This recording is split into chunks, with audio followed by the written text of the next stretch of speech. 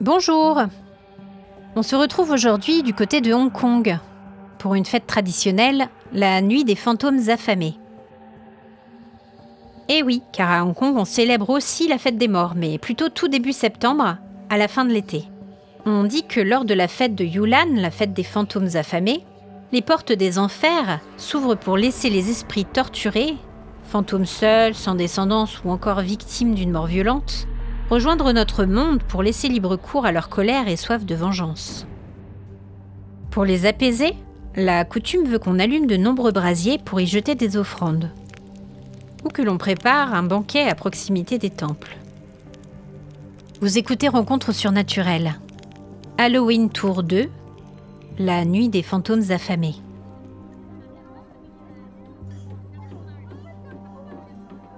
Dans le petit village de Tai Ho, c'est l'effervescence. L'heure approche, mais rien n'est prêt. Pourtant, tout avait très bien commencé.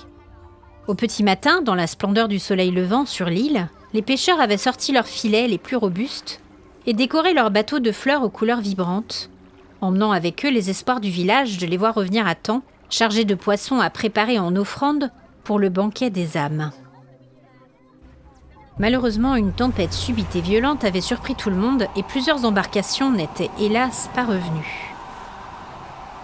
Heureusement, les âmes des pauvres marins disparus dans l'orage seraient honorées comme il se doit.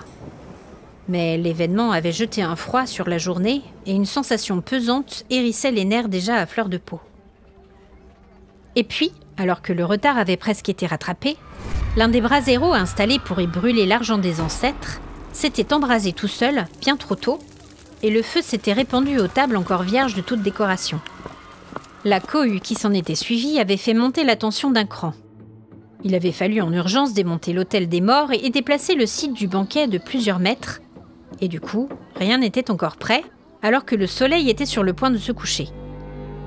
Plusieurs villageois s'étaient enfuis en pleurant de terreur, prédisant déjà la fin du village. Chiang Mai et Ma Sifu avaient réussi à rétablir le calme en attendant l'arrivée du chef, Wong Kwok Long, bien occupé à consoler les familles des marins disparus. Lin Hao, 13 ans, observait donc sa mère, la solide Chiang Mai, cuisiner son repos et sans tenir compte des rayons torturés du soleil couchant. Ma Sifu, l'officiant de la cérémonie, tensait d'un œil désapprobateur plusieurs adolescents qui ne participaient pas assez à son avis à la fièvre collective. Bande de paresseux. Non mais vous allez me laisser tomber vos portables, oui. Et aller poser ces plats sur les tables au bout du chemin. Mais qu'est-ce qui m'a fichu des idiots pareils? Les jeunes n'avaient pas dit un seul mot et s'étaient éclipsés pour obéir. Ouh, il m'énerve. Mais quel vieux con, je te jure. Tante Lo Ayi, qui connaissait toutes les légendes, entra dans la cuisine surchauffée et claqua la langue d'un air satisfait. On a bien rattrapé le retard. Ça aurait pu être pire. Tout va bien dehors? Il ne reste plus qu'à aller poser sur l'autel le plat principal. Chiang Mai, est-ce que le poisson gingembre ciboule est prêt? Oui, juste une minute. Linao, rends-toi utile, laisse la vaisselle et va déposer ce plat sur l'autel. Obéissant, le jeune garçon attrapa le plat que lui tendait sa mère et sortit dans la nuit alors que le groupe d'adolescents revenait à son tour. Alors que la porte se refermait, il entendit le vieux Ma Sifu les houspiller. Il reste encore beaucoup à faire. Oui, bon bah ça va, hein. Vous deux là, à la plonge. Et toi, Pas la peine de s'énerver. tu n'as qu'à essuyer la vaisselle. L'enfant eut un petit sourire en coin. Il était bien content de ne pas subir les foudres du maître de cérémonie ou celles de tante Lao Hai. Il était tout simplement impossible de contenter ces deux-là quand l'honneur du village était en jeu, et la survie aussi, à en croire les vieilles légendes. À vrai dire, il n'était même pas sûr de croire à tout ce ramassis d'âneries. Depuis qu'il était petit, on célébrait Yulan, et il n'avait jamais vu le moindre revenant. Encore pire, sa mère maudissait régulièrement le nom de son père, Lam Chi Kung, et ne lui avait jamais rendu hommage. Pourtant, il n'avait jamais été embêté par un quelconque désir de vengeance de sa part. Il baissa la tête. Son père lui manquait. Il se souvenait avec bonheur des moments magiques qu'ils avaient partagés tous les deux avant qu'ils ne partent travailler à Pékin. Au début, il avait cru que ce n'était que temporaire. Mais il avait compris plus tard que Lam Chi Kung les avait abandonnés pour une autre femme. La nouvelle de sa mort les avait pris de court. Et même si sa mère refusait de le pleurer, Lin Hao, quant à lui, avait un trou à la place du cœur. Sortant de ses réflexions mornes, il s'approcha de l'autel. La structure entourée de brasiers et de fumée d'encens ressortait dans la nuit chaude tel un phare illuminé. Il évita d'un geste respectueux la trace du verre d'alcool renversé sur le sol en offrande et déposa le plat sur l'autel en faisant bien attention de ne rien renverser au passage. Il détailla d'un œil critique les piles d'oranges et de litchis, les gâteaux lunes et les plats de porc laqué accompagnés de gâteaux de riz. Tout était prêt. Un frisson remonta le long de son échine et il se sentit observé. Un bruit lointain le mit aussitôt en alerte. Il se retourna face à la nuit, plissant les yeux pour essayer de mieux distinguer ce qui se trouvait devant lui. Il remarqua le silence dense qui avait envahi le lac. Les grillons avaient fait taire leur chant et tous les hérons s'étaient envolés.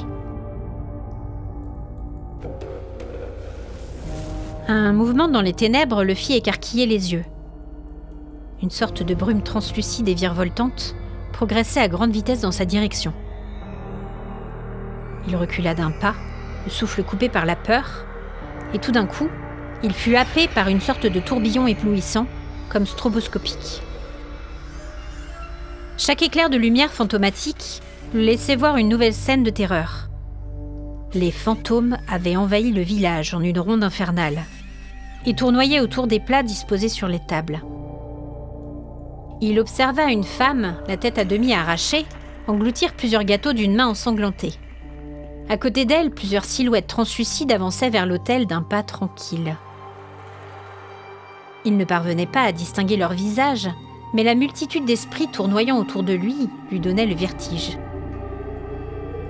Et puis, tout prit une tournure plus sombre.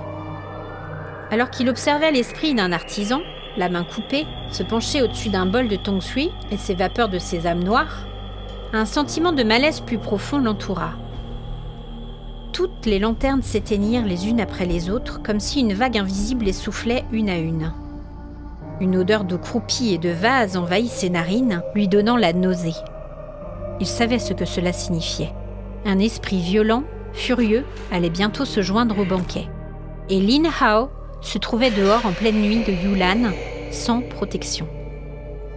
Il entendit des sons de clochettes s'agiter dans un vent inexistant, et suivant son instinct, il se jeta à terre en signe de respect. Il comprit que le fantôme se tenait devant lui quand il sentit une main glaciale se poser sur son épaule.